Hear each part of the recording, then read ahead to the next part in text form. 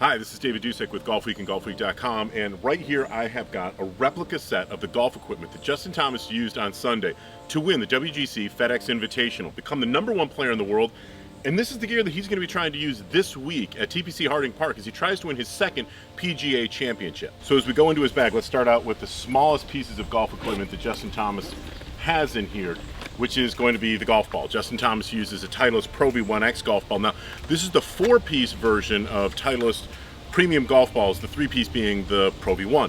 The Pro V1X is going to fly a little bit higher and spin a little bit less off the tee than the Pro V1.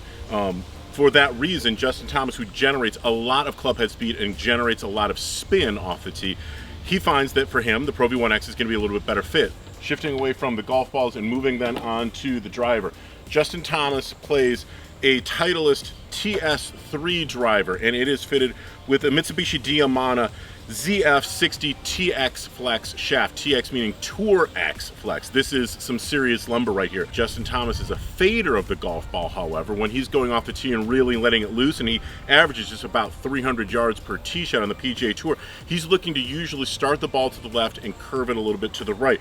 The adjustable hosel mechanisms, Titleist SureFit hosel mechanism, is set in the B1 setting for Justin Thomas. That is this true loft. So the 9.5 degrees of loft that we see here is maintained, but it's a little bit more of a flat lie angle, and that is going to encourage a little bit more of a fade. So the ball is going to go a little bit more to the right. When it comes to fairway woods, Justin Thomas is using a Titleist Ts3 3-wood. It has 15 degrees of loft and is fitted with a Mitsubishi Tensei CK Blue 80 TX Flex shaft. He has a 5-wood also, but this club is a little bit older. This is a Titleist 915 FD, and at 18 degrees of loft, and it's fitted with a Fujikura Motore Speeder VC 9.2 Tour Spec X Flex shaft. Now, when it comes to fairway woods on the PGA Tour, golfers aren't necessarily looking for the ball that hits the clubs that hit the ball the farthest. They want something that's going to be very, very consistent. You're trying to find a club that both off the tee and from the fairway is going to deliver the same numbers and ideally the same kind of launch conditions, and that can be really hard to find, which is why sometimes you find an older fairway wood in a player's bag. So now moving on to the irons, Justin Thomas splits his set with just one club. He doesn't carry a 3-iron. The 4-iron here is a Titleist T-100. This is the golf club that replaces the very popular on the PGA Tour Titleist 718 AP2. It has a compact blade length, a relatively narrow top line and sole. It does have a little bit of perimeter weighting. It is a cavity back design. There's a little bit of tungsten that's been split between the heel and the toe section here for increased stability. It's going to send the ball up innately a little bit higher and bring it down a little bit softer than his Titleist 620 forged MB irons. These are the muscle back blades. He carries this in a 5 through 9 iron.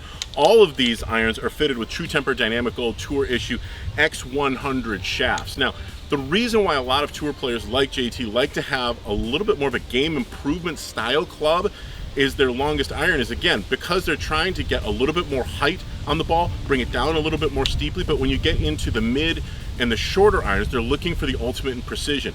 The Titleist 620 MBs are basically like a Stradivarius. When you get into muscle back blades, you're not looking for more distance, you're not looking for forgiveness, you're looking for maneuverability, the ability to shape shots in all different directions, and a lot of feel. This club is going to give you what you put into it. If you've got a repeatable swing, if you have plenty of power, if you have the ability to shape something, this golf club can deliver what you're looking for. If you need some help, this is not the golf club that you should have in your bag. So now moving on to Justin Thomas's wedges, we come into something that's really interesting. The wedges themselves are labeled 46, 52, 56, and 60. But that's not really what they are. Justin Thomas's wedges really are 47.5, 52.5, 57, and 60.5. And the story behind that is that JT was hitting his wedges a couple years ago really well, had his lofts and lies checked after going without doing that for about a month to a month and a half, and they had become slightly weakened, basically, with hitting and with practice. The lofts weakened up a little bit because the metal is relatively soft. So he had the lofts and the lies put back to his standard. And then his wedge game went to heck, and he really wasn't happy with it at all, and told the folks in the tour van, which is basically Aaron Dill in the Titleist PGA Tour van, to go ahead and rebend my wedges back to where they were when I first brought them in. Dill had taken those measurements. And so because those lofts had been weakened up a little bit, but he was really happy with the performance of them then, whenever Justin Thomas now gets his Titleist Vokey design wedges, in this case now the SM8s, he is going to be getting lofts that are very, very unique. Hence, they're all just a little bit weak because that's where they were when he felt he got his best performance. And that finally leaves us now with the putter. And JT's putter is extremely unique. For a long time, he putted with heel-toe weighted blades, but starting at the end of 2016, beginning of 2017, he put this putter into the bag. This is a Scotty Cameron Futura X 5.5 prototype. There's other ones that are sort of very, very similar to this. If you ever have a chance to go to a PGA Tour event again and to get close around the putting green, you'll see the demos out there, and you'll see things that are very similar to this, but you will not see this putter at retail. What makes it unique? Well, this putter has, as you can sort of see right in here, a hosel configuration that's referred to in Scotty Cameron parlances as a 5.5. It has a single bend neck here. It creates just a little bit of toe hang, maybe about 30 degrees of toe hang, and that slight downward angle indicates that this putter is really ideally suited for golfers who create a slight arc when they putt, which is very common for players who like a heel-toe weighted Answer or Newport style blade. But JT at the end of 2016 was really unhappy with his putting, and he'd been using a putter like that for a long, long time.